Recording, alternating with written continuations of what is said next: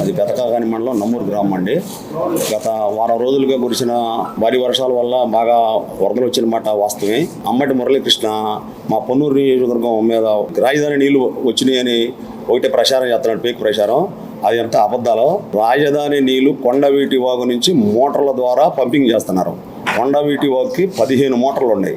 15 మోటార్లు మొన్న కొండవీటి వాగు ద్వారా 8 మోటార్లే ఆడినాయి. ఇంకా 7 మోటార్లు ఖాళీగానే ఉన్నాయి. అతి భారీ వర్షం కురవటం వల్ల గుంటూరు ఛానల్ పొంగి, హై లెవెల్ ఛానల్ పొంగి గళ్ళుబడి వరదపడ్డ మాట వాస్తవమే. పొన్నూరు నియోజకవర్గం మొత్తం మునిగిపోయిందని ఆయన ఒకటే ప్రచారం చేస్తున్నాడు. అది వచ్చి అబద్ధాలు. అట్ట ప్రచారం చేయటం మాత్రం పద్ధతి కాదు, అది తప్పు. ఇక్కడ గుంటూరు జిల్లాలో 3 మంత్రులు ఉన్నారు, ఒక ఎంపీ ఉన్నాడు, మినిస్టర్ ఉన్నాడు. వీళ్ళు ఏం చేస్తున్నారో అది చేస్తున్నారు, ఇది చేస్తారని ఫేక్ ప్రచారం చేస్తున్నాడు.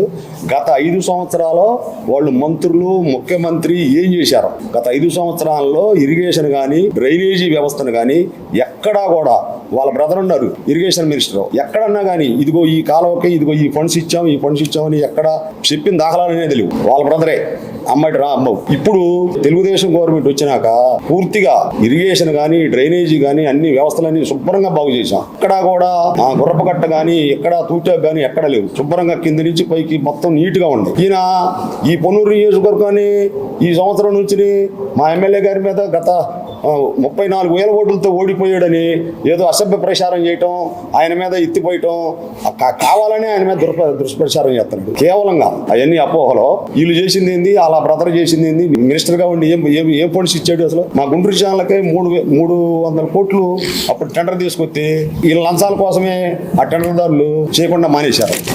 మేము ఈ గళ్ళు కూడా ఎమ్మటే 24 గంటల్లో పోస్తం జరిగింది.